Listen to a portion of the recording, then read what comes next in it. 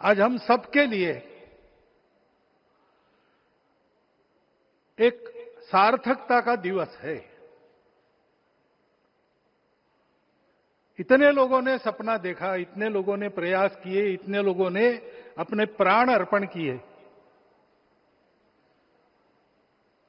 आज उनकी स्वर्गस्थ आत्मा तृप्त हुई होगी। आज वास्तव में अशोक जी को वहां शांति मिली होगी।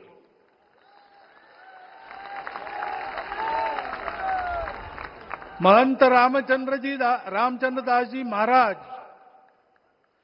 श्रीमान दालमिया जी, कितने संत, कितने गृहस्थ, कितने विद्यार्थी, उन्होंने अपना प्राणार्पण किया, अपना पसीना बहाया। जो पीछे रहे वो भी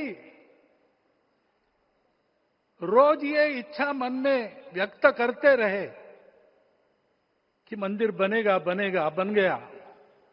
और आज उस मंदिर निर्माण की शास्त्रीय प्रक्रिया पूर्ण हो गई, ध्वजारोहण हो गया। राम राज्य का ध्वज जो कभी अयोध्या में फहराता था और संपूर्ण विश्व में अपने आलोक से सुख शांति प्रदान करता था, वो ध्वज आज फिर से नीचे से ऊपर चढ़ता हुआ और अपने शिखर पर विराजमान होता हुआ हमने अपनी आंखों से देखा है, इसी देह में देखा है। ध्वज प्रतीक होता है। इतना ऊंचा ध्वज चढ़ाना कितना समय लगा आप जानते हैं। मंदिर बनने में भी समय लगा। 500 साल छोड़े तो भी 30 साल तो लगे ही। उस मंदिर के रूप में हमने कुछ तत्वों को ऊपर पहुंचाया है।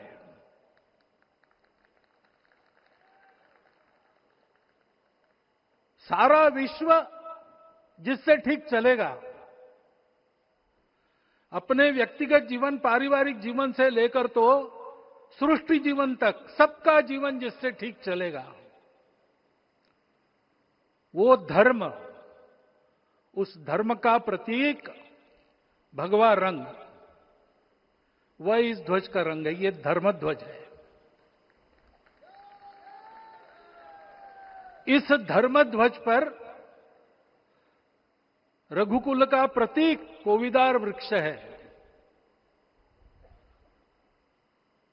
वैसे रूप देखा जाए तो कचनार जैसे लगता है। और जो खोजी लोग हैं वो खोज कर कह रहे हैं कि मंदार और पारिजात दो वृक्षों का एक तरह से संकर है। दोनों वृक्षों के गुण, ये दोनों वृक्ष देव वृक्ष कहलाते हैं। दो देव वृक्षों के गुणों का समुच्चय ये वृक्ष है। और ये वृक्ष उस रघुकुल की सत्ता का प्रतीक है। वो सत्ता वृक्ष से व्यक्त होती है, जिसके बारे में कहा गया, छायाम अन्यस्य कुर्वन्ति तिष्ठन्ति स्वयं आतपे। सबके लिए छाया देते हैं, स्वयं धूप में खड़े रहकर। फलान्यपि परार्थाय, फल स्वयं उगाते हैं, दूसरों के लिए बांट देते हैं। वृक्षा सत्पुरुषा इव, वृक्ष सत्पुरुष होते हैं। और कचनार के गुण औषधि भी है। कचनार के वृक्ष का अन्न में भी उपयोग है। सब प्रकार से उपयोगी इस वृक्ष का प्रतीक हमने लगाया है। धर्म जीवन ऐसा जीवन होता है। और ये जीवन जीना है, उस जीवन की प्रतिष्ठा करनी है, इस जीवन का झंडा शिखर तक पहुंचाना है। चाहे जितनी प्रतिकूलता हो, चाहे जितनी कठिनाइयां हो, साधनहीनता हो, सारी दुनिया स्वार्थ में बहती होगी, लेकिन हमारा संकल्प है, सूर्य भगवान उस तेज के, उस संकल्प के प्रतीक है। उनके रथ का एक ही चक्र है।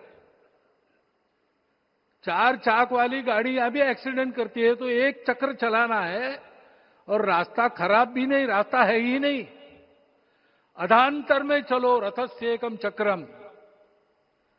रथ चलाने के लिए 7-7 घोड़े, उनको नियंत्रण करने के लिए सांपों के लगाम है, और रास्ता नहीं है, और सारथी जो है उसके पैर नहीं है।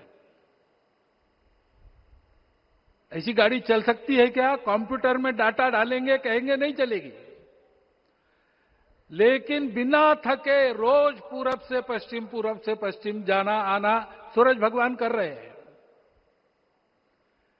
क्योंकि कार्य की सिद्धि स्वत्व के भरोसे होती है।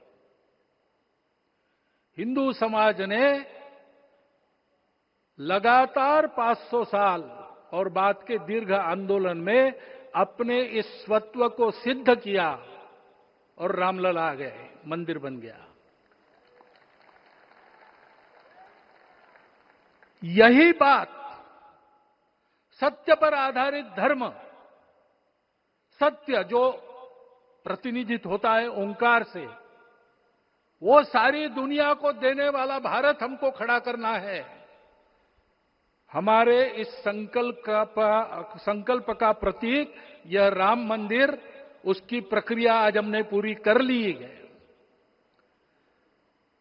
यह धर्म, यह ज्ञान, यह छाया, यह सुफल संपूर्ण दुनिया में बांटने वाला भारतवर्ष खड़ा करने का काम अपना शुरू हो गया है।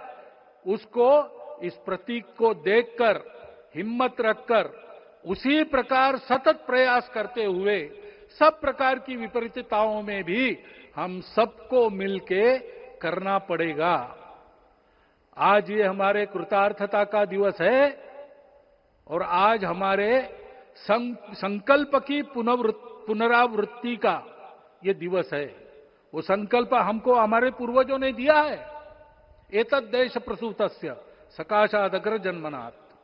इस देश के जन्मे हुए अग्र जन्मना है, सबसे प्राचीन है, इसलिए बड़े भाई है। वो ऐसा जीवन जिए कि स्वम स्वम चरित्रम शिक्षेरन पृथिव्याम सर्वमानवा। पृथ्वी के सर्व मानव अपने अपने चरित्र की शिक्षा, जीवन की विद्या भारतवासियों से सीखे।